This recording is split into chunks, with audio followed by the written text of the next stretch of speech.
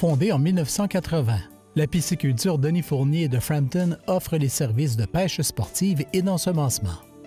Depuis quelques années, M. Michel Fournier a repris l'entreprise familiale et nous l'avons rencontré pour en apprendre davantage au sujet de son élevage de poissons.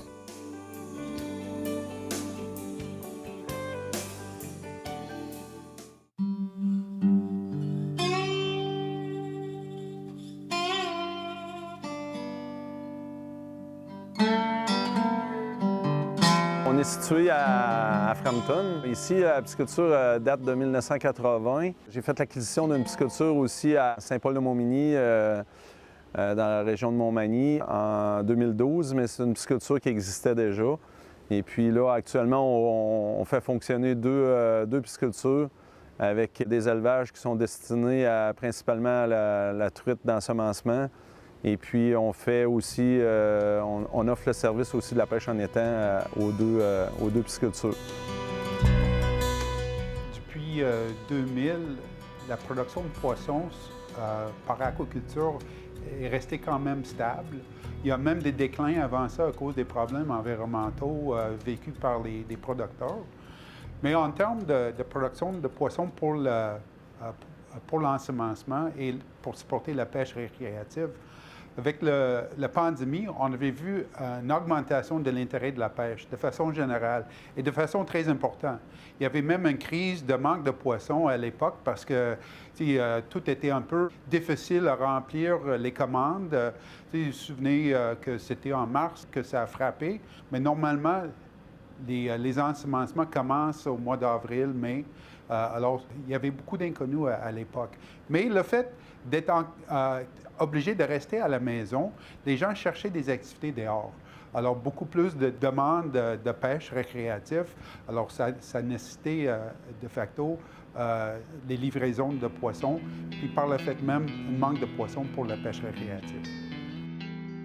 Je travaille à faire la reproduction des poissons et puis l'élevage jusqu'au stade d'ensemencement et pour la pêche aussi. Là. On a différentes espèces de poissons aussi. On a l'ombre de fontaine, l'arc-en-ciel, la ouananiche, la truite brune. Et puis on dessert en ensemencement des pourvoiries, des clubs de pêche, des clients, des particuliers. C'est notre production qu'on fait annuelle. Là. J'ai des employés, j'ai ma conjointe qui travaille pour moi. J'ai deux autres employés, Stéphane et Adrien, qui travaillent pour moi aussi. Donc, j'ai toujours ma mère qui me donne un coup de main ici. Elle fait du bénévolat. D'ailleurs, à l'aide, c'est elle a parti ça avec mon père. Actuellement, on a une bonne équipe en place, puis ça va bien. Je vous dirais, au niveau de la pêche aussi, de plus en plus, les gens s'intéressent à la pêche en étang. Au niveau de l'ensemencement, principalement, on ensemence des truites qui sont prêtes à pêcher. D'une taille d'environ, si on parle de pouces, là, 9 à 12 pouces environ, 10 à 12 pouces. C'est des poissons qu'on prépare en pisciculture, on les fait jeûner pour le transport. C'est vendu à des pourvoiries, des clubs de pêche, des zones d'exploitation contrôlées, des associations de pêche. Principalement, ça, c'est les plus gros volumes. Après, on fait un petit peu de vente de truites en sac, là, pour des clients, des particuliers qui ont des petits lacs là, privés. Mais notre gros marché, c'est des ensemencements au niveau des gros clients comme des pourvoyeurs, là, comme je venais de vous nommer. Là. Mais il faut comprendre que les pourvoiries, c'est plus une activité touristique. Hein? On reçoit beaucoup de monde d'un peu partout dans le monde, des gens de Québec, oui, mais beaucoup de gens des États-Unis qui viennent chercher un forfait de pêche. À l'intérieur de ces activités-là, les pourvoyeurs sont très pris avec des activités de booker du monde, de s'occuper des touristes, etc. Alors, pour ajouter, de faire la production de poissons, bien, c'est pas facile. C'est un peu comme un restaurant. Pourquoi un restaurant ne produit pas sa propre nourriture? Il y en a qui font un peu, mais de façon générale, ils font des commandes, la bouffe est livrée, puis ils font la préparation de nourriture pour leurs clients. C'est un peu la même chose dans ce cas-ci.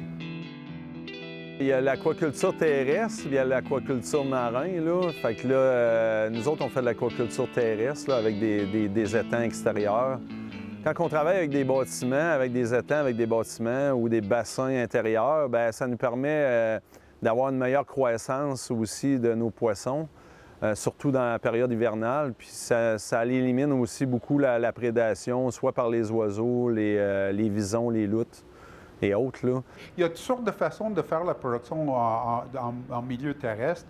Il y a des lacs qui sont souvent populaires pour la truite mouchetée parce que les nageoires sont moins érodées. On arrive avec un plus beau poisson pour l'ensemencement. C'est ça que les poiriers exigent.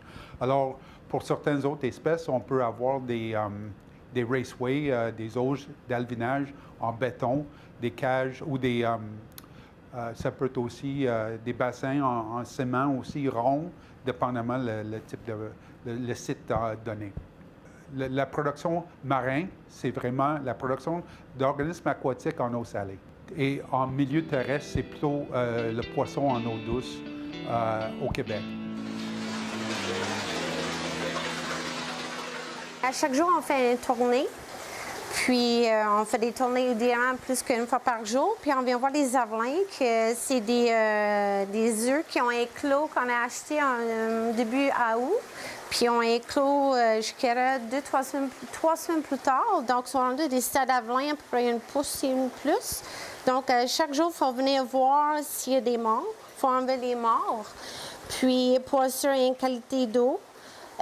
Pour aussi assurer de ne pas avoir de cannibalisme parmi les poissons aussi. Regarde, si je laisse à l'intérieur comme ça, là, on voit les vivants à côté de ce qui est décédé. On prend le poids, je prends mon flashlight, puis je viens voir, je les enlève.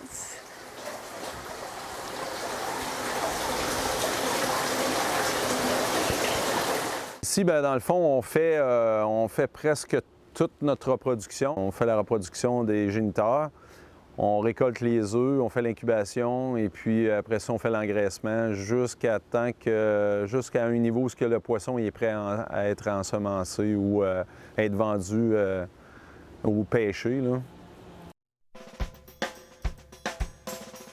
Lorsque l'on parle d'incubation, nous avons l'incubation par tiroir. Les œufs sont incubés dans des tiroirs avec grillage étagé et il y a un flux descendant de l'eau pour oxygéner les œufs. Après l'éclosion, les alvéoles passent à travers et sont transférés dans de petits bassins pour croître. L'incubation en cylindre. Les œufs sont incubés dans le cylindre et un courant d'eau ascendant monte pour remuer vers le haut et oxygéner. Les alvéoles sont alors transférées après l'éclosion.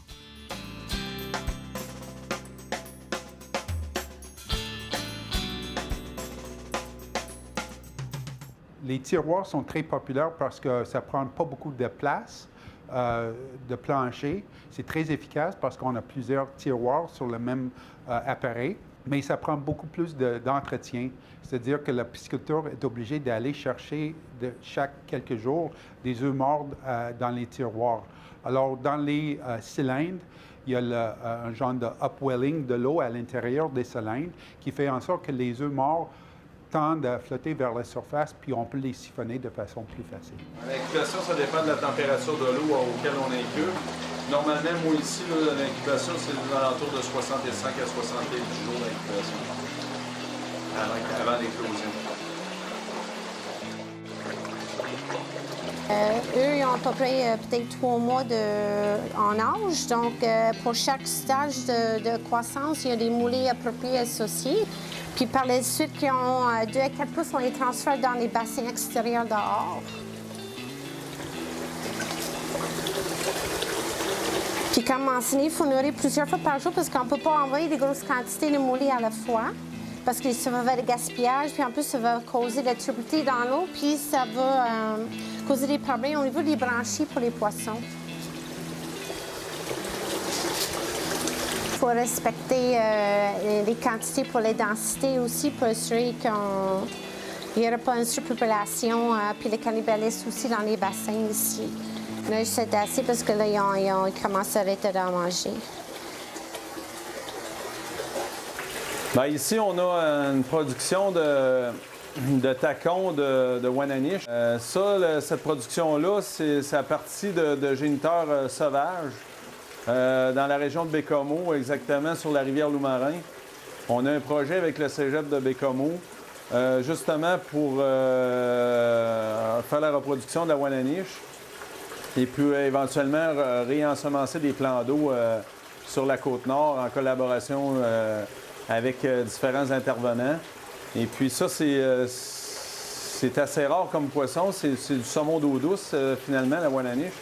Mais c'est des géniteurs qu'on a capturés avec des permis au ministère de la Faune, justement pour aller chercher des reproducteurs sauvages. C'est une lignée vraiment sauvage. Et puis, j'ai réussi à faire la reproduction à partir de géniteurs sauvages. Et puis, voilà ce que ça donne après 1 an. Ça, c'est de 1 an en plus. C'est des tacons. L'année prochaine, ça va devenir probablement des saumonaux. Puis après, bien, je vais me conserver, faire une sélection là-dedans pour éventuellement sélectionner des nouveaux géniteurs et puis améliorer la génétique. Et c'est des poissons qui sont très intéressants pour la pêche sportive. Ceux qui connaissent la pêche de la Wananiche, c'est vraiment un poisson très combatif. C'est la même famille que le saumon, fait que les pêcheurs de saumon savent de quoi je parle. On a des belles collaborations avec des intervenants, puis je pense qu'on va réussir à repeupler là, la Wananiche dans le secteur de Baie-Comeau. Puis c'est notre but aussi, puis je pense qu'on est parti sur une bonne voie là, de développer, de réensemencer la Wananiche sur la Côte-Nord. Le secteur aquacole est divisé en 2 gros secteurs, c'est-à-dire la production de poissons pour la nourriture, pour nous, ce qu'on trouve sur les tablettes, puis aussi la production de poissons pour supporter la pêche récréative via l'ensemencement. Et les 2 sont très importants. D'abord, on sait qu'on veut manger local de plus en plus, alors qu'actuellement, on a produit que 7 de notre demande en poissons pour la consommation humaine.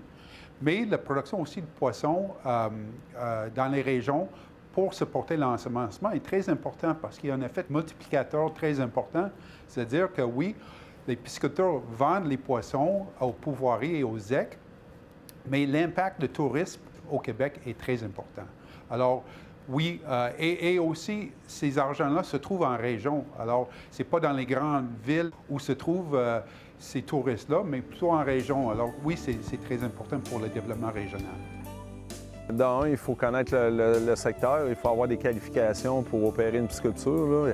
Idéalement, là, sinon on apprend avec nos erreurs puis ça coûte plus cher. Il faut avoir des connaissances en élevage, en poisson, en biologie et autres pour être capable éventuellement de ne pas avoir des catastrophes et puis de tout perdre nos stocks. Fait que c'est quand même un travail très assidu.